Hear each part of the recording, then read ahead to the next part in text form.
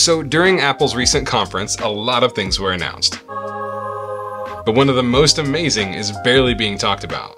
Thank you so much. It's nice to meet you. That's what you think. Personal voice. This is a feature in iOS 17 that allows users at risk of losing their ability to speak, such as those with the recent diagnosis of ALS or other conditions that can progressively impact their speaking ability, to create a digital representation of their actual voice. In other words, rather than both losing your ability to speak and being stuck with Siri or some other option as your voice, you can continue to use your own voice. Sort of.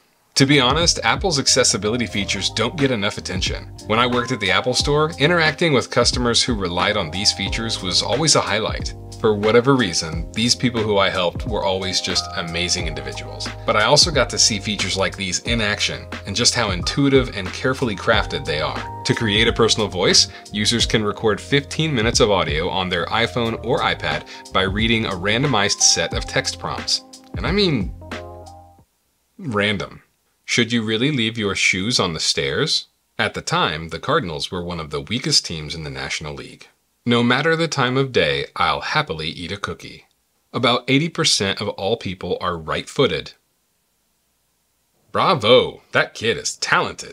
So I'm about halfway through the recording process, and my theory is that these prompts are either from a documentary or they're lifted from people's text messages. Many people who live in the suburbs work in the city. Documentary. One day, I'd love to start baking sourdough bread. Text message. After that's done, you just have to wait. And wait. And wait. And wait. The system tells you it's gonna be a while. It even tells you to plug in your phone and basically just leave it overnight. Now, it's important to remember that this feature is still in beta because it took my voice 3 days to generate.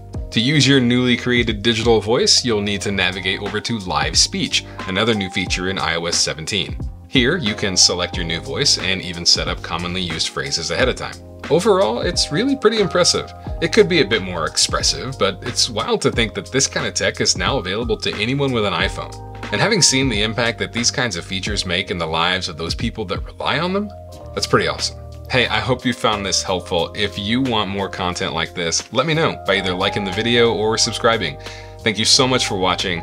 See you next time.